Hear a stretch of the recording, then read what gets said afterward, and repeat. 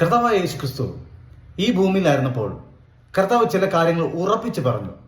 കർത്താവ് പറഞ്ഞു, ഞാൻ ആദ്യം മുതലേ ഉണ്ടായിരുന്നവനാണ്. അതുപോലെ സ്വർഗസ്ഥനായ ദൈവത്തിന്റെ ഏകജാതനായ പുത്രനാണ് താൻ എന്ന് കർത്താവ് പറഞ്ഞു. കർത്താവ് തന്റെ പരസ്യശുശ്രൂഷ വേളയിൽ ശിഷ്യന്മാരോട് ഒരു ചോദ്യം ചോദിച്ചു. ജനങ്ങൾ എന്നെക്കുറിച്ച് ആരെന്ന് പറയുന്നു? മിക്കവാറും പേര് പറഞ്ഞൊരു കാര്യം ഇതാണ്: നമ്മളെപ്പോലെ ഒരു മനുഷ്യൻ. ചിലർ പറഞ്ഞു യോഹന്നാൻ സ്നാപകൻ വീണ്ടും വന്നതാണെന്ന് പറഞ്ഞു. ചിലർ പറഞ്ഞു ഏലിയാവ് വീണ്ടും വന്നതാണ്, ഇരമ്യാവ് വീണ്ടും വന്നതാണെന്ന് പറഞ്ഞു. പക്ഷേ ചോദ്യം ശിഷ്യന്മാരോടായിരുന്നു. പത്രോസിനോട് ചോദിച്ചു, പത്രോസേ, നീ എന്നെ ആരെന്ന് പറയുന്നു? മറ്റുള്ളവരെന്തും പറഞ്ഞോട്ടെ, നീ എന്നെ ആരെന്ന് പറയുന്നു? ഇന്ന് ഇതേ ചോദ്യമാണ് പ്രിയമുള്ളവരെ നമ്മളോട് കർത്താവ് ചോദിക്കുന്നത്. ഈ കർത്താവ് നമുക്കാരാണ്? പത്രോസ് മറുപടിയായിട്ട് പറഞ്ഞു, അങ്ങ് ജീവനുള്ള ദൈവത്തിന്റെ പുത്രനായ ക്രിസ്തു എന്ന് പറഞ്ഞു.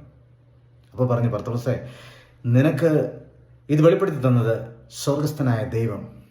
പ്രിയമുള്ളവരെ, ചോദ്യം ഇതാണ്: ഈ ക്രിസ്തു നമുക്കാരാണ്? കർത്താവ് ഈ ഭൂമിയിലായിരുന്നപ്പോൾ പറഞ്ഞു, ഞാൻ കാലങ്ങൾ ഉണ്ടാക്കുന്നതിന് മുൻപേ ഉണ്ടായിരുന്നവനാണ്. അബ്രഹാമിനും ഇസഹാക്കിനും യാക്കോബിനും മുൻപേ ഞാൻ ഉണ്ടായിരുന്നവൻ, ആയിരിക്കുന്നവൻ, ഇനി വരാൻ പോകുന്നവൻ. കർത്താവ് ഊന്നി പറഞ്ഞു. അതുകൊണ്ട് മറ്റുള്ളവർ കർത്താവിനെ കൊല്ലാൻ നോക്കി, അതിൽ അതിശയപ്പെടാനൊന്നുമില്ല. അതുകൊണ്ട് കർത്താവിനെ കല്ലെറിയാൻ നോക്കി, അതിശയപ്പെടാനൊന്നുമില്ല.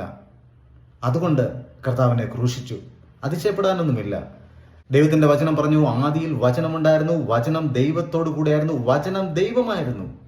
ആ വചനം ജഡം ധരിച്ച് നമ്മുടെ ഇടയിൽ വസിച്ചതാണ് കർത്താവായ യേശു ക്രിസ്തു. ലോകത്തിലുള്ളവർക്ക് ഈ കർത്താവ് ആരാണെന്ന് മനസ്സിലാക്കണമെന്നില്ല, അവർക്കത് പിടികിട്ടണമെന്നില്ല. എന്നാൽ കൂടെ നടക്കുന്നവന് മാത്രമേ കർത്താവിനെ മനസ്സിലാക്കാൻ കഴിയുള്ളൂ. മറ്റുള്ളവർ പലതും പറഞ്ഞോട്ടെ, ഈ കർത്താവ് നിന്നോട് ചോദിക്കുന്നു, നീ എന്നെ ആരെന്ന് പറയുന്നു? പലതും പറയാം, പക്ഷെ നിനക്ക് കർത്താവ് ആരാണ്? ഈ ചോദ്യത്തിന് മറുപടിയായിട്ട് നമുക്ക് എന്ത് പറയാൻ കഴിയും?